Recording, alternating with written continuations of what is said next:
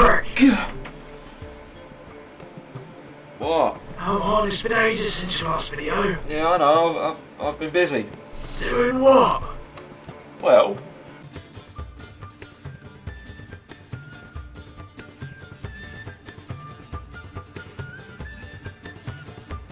Fine, I'll do one now if you're so bloody excited for him all of a sudden. Alright. Chances are, if you grew up with Cartoon Network in the late 90s or early 2000s, you watched Ed, Edd n Eddy. Either that or Dexter's Lab, Johnny Bravo, Powerpuff Girls, the list goes on. And I'm sure everyone has a personal favourite of them. And mine was Ed, Edd n Eddy. Based around three preteen boys, Ed, Edd and Eddy, in a cul-de-sac surrounded by other kids. Their main goal is to scam the other kids to get cash so they can buy their favourite sweets, Jawbreakers. This normally ends in disaster and getting laughed at by the other kids. The game is no different, following the Eds through 6 levels loosely based on episodes from the show, with 2 bonus levels also based on episodes from the show, which may not sound like a lot, and well, it's not. So who are the Eds? You might say they're the original in-betweeners. You know, without all the swearing and sex jokes. You have Ed, who is the tall dumb one of the group, whose main attack is to smash his head into the ground. And because he hits fastest out of the 3, I spent a lot of the game doing this. He's also the only one who can pick up and throw objects. Now we have Ed, or Double D, who is the genius who uses long words which as a kid you're not really meant to understand. He can shoot water balloons and smack things with a ruler. Because you know, he's a smart one. Lastly we have Eddy, the small loudmouth smartass of the group, who is obsessed with getting cash. He can throw stink bombs and hit things with a yo-yo. Each of the Eds also has a special ability. Ed has Batter Ed, where he just runs headfirst into stuff. Double D has the Trample Ed, where the other two just use their hands to bounce Double D to higher places. Which, you know, seems like it shouldn't work, and well, most of the time in the game it doesn't work. Eddy has the Tower of Eddy, where they stand on each other's shoulders to reach high objects. Now I remember when I was a kid in the playground with my friends, we'd pretend to be the Eds, and it was great. Except they always made me Double D, you know, the smart one. I always wanted to be the big dumb funny one, Ed. But now thinking about it, now I'm older, I'd rather be the smart one. I'm getting old. You suck! So we have the first level, Call Your Ed. This will be a running theme, as all the levels are actually puns on the word Ed. And me, I love a good pun. I mean, the game's even called The Mis-EDventures. Oh, you better not make a pun right now. Oh, come on, I'm not that good with words. I had a bad education. You. This level, Eddy needs ice for his new way to scam the other kids. And here we have Jimmy. Nothing ever goes right for Jimmy, and because of the way he acts, most people would call him gay. But he's in fact the only one in the show with a girlfriend. Unless you count Kevin and Naz, but I don't really believe they're together. Jesus, what is this, Hollyoaks? Have you seen the way she is around Double D? She really wants a piece of his Double D! That would imply he has 2 dicks. Alright, I was just trying to make a joke, don't read too into it. Throughout the level, whoa! Look at the size of that cat! Reminds me of a certain little fuzzball of my own.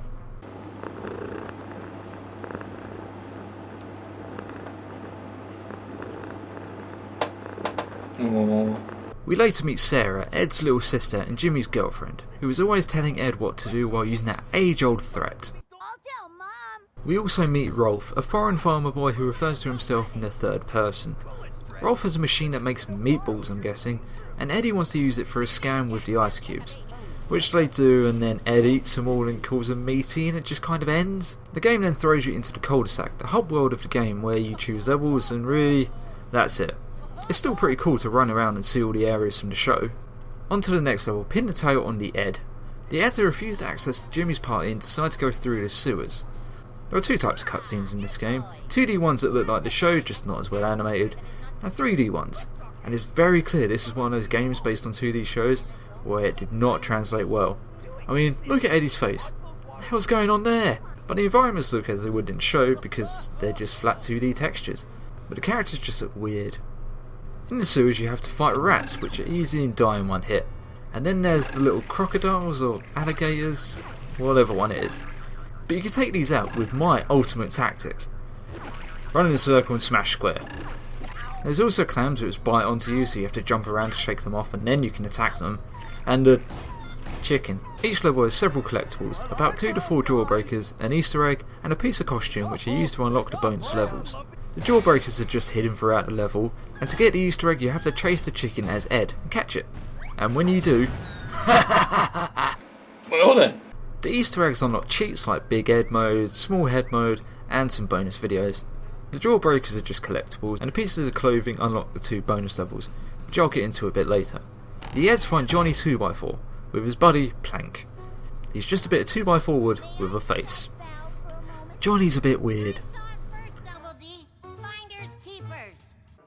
He helps the Eds on their journey through the sewers and get to Jimmy's party.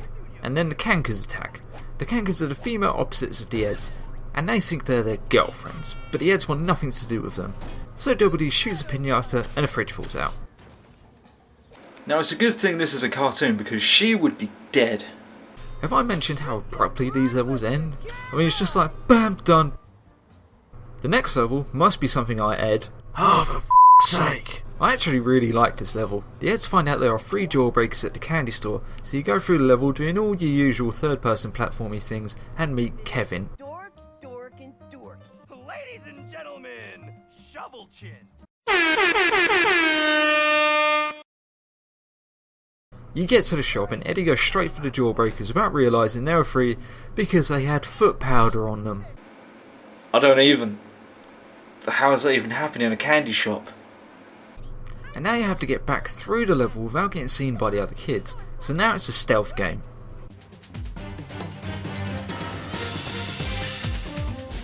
The Eds safely get back to Eddie's room without getting seen, and then everyone sees and takes pictures of him. Those Eds can't catch a break. Ed on arrival. Has the Eds see Rolf sporting his new latest Scouts badge, and all of a sudden Eddie needs it, so they have to go through an obstacle course to earn it. This is a pretty cool level with lots of narrow bridges and even a whack-a-mole minigame with Jimmy instead of moles. You even see Ed butt heads with a goat. Then the level ends with a race with Kevin. Let me tell you, it's no Mario Kart and it's incredibly easy, but it's a nice fun little change of pace. Nightmare on Ed Street. God damn it. It's another great level where the Eds go through an apparently haunted house to get Jimmy's bunny doll and hopefully get paid for their services. But as they get in there, they are ambushed by the Cankers, and the Cankers will trade the bunny for good boyfriend presents. Lee Canker, the one with the massive ginger hair, wants a ship in a bottle. Mary Canker, the one with blue hair, wants a can of axle grease. And May Canker, the blonde one, wants a book on taxidermy. You manage to get the bunny just before it gets sawn in half. Oh. The final level, Ed marks the spot. Well, What? haven't you got some smart ass comment about all the puns? No. No, I haven't. Really? Awesome! No, f*** you and f*** these puns. Ed marks the spot has Eddie going through his secret stash of Jawbreakers. I need to find them gone apart from a piece of a treasure map, so they have to find the other pieces in order to find the missing Jawbreakers. Another cool level, but with some really annoying sections that have you walking on a thin plank with tyre swings in the way which knock you off even when they don't hit you. Jimmy has one of the map pieces and will only give it up for a Jawbreaker, so the Eds give him one. Fresh from the web of deceit. Criminy. It's so sparkly. Here you go. Spiders! Ha!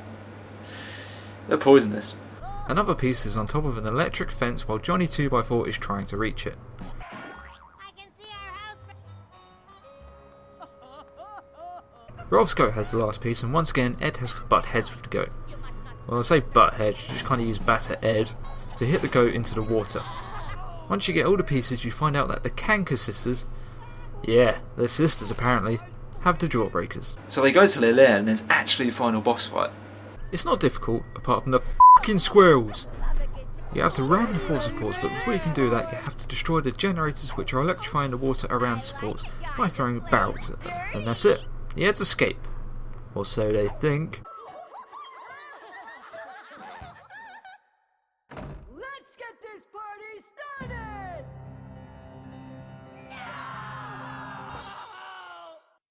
Well, that's it for the main levels, but there's actually 2 bonus levels you get for collecting the 6 items of clothing throughout the game.